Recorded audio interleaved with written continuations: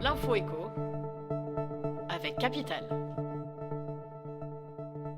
La data du jour, plus 76%, c'est l'augmentation du chiffre d'affaires des opérateurs funéraires en 15 ans. Il passe ainsi de 1,28 milliard d'euros en 2000 à 2,25 milliards en 2015.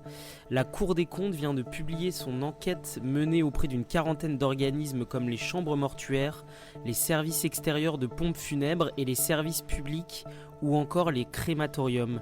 Résultat, avec les nombreuses franchises, la concurrence par les prix est moins forte.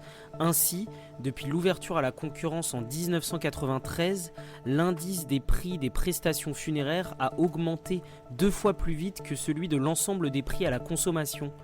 Autre problème, l'obligation de fournir un devis type depuis 2008 qui n'est pas toujours respecté, ou encore le manque de contrôle des entreprises funéraires.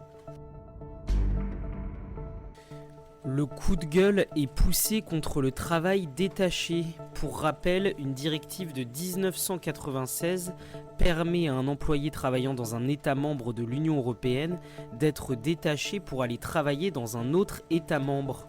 Mais voilà, toujours dans le rapport annuel de la Cour des comptes, l'institution dénonce 3 grandes formes de fraude. D'abord, de nombreux employeurs établis hors de France ne déclarent pas leurs travailleurs détachés dans l'Hexagone, une formalité pourtant obligatoire. Ensuite, le droit du travail français n'est pas toujours respecté, que ce soit le salaire minimum, la durée de travail ou encore les repos et congés. Enfin, des sociétés installées à l'étranger ne sont en fait que des coquilles vides. Elles servent à envoyer en France des salariés qui bénéficient du régime fiscal et social de leur pays d'installation, évidemment plus avantageux.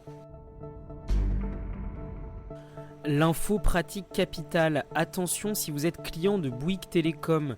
Après 2 discrètes augmentations de 3 € en juillet et en octobre, des abonnés Bbox ont à nouveau reçu un email. À l'intérieur, l'opérateur les informe que leur forfait va être doté d'une nouvelle option à partir du 20 mars. Il s'agit des appels illimités vers les mobiles depuis le téléphone fixe. Cette option coûte 3 € supplémentaires par mois et s'appliquera à tous les abonnés ne possédant pas un tel service actuellement. Contacté par Capital, le groupe assure que cette option est proposée avec une réduction de 50% et qu'il est possible de la résilier via l'espace client. Et on termine avec la retraite. Depuis plusieurs mois, le Haut Commissariat à la réforme des retraites travaille à la création d'un régime universel regroupant les 42 existants.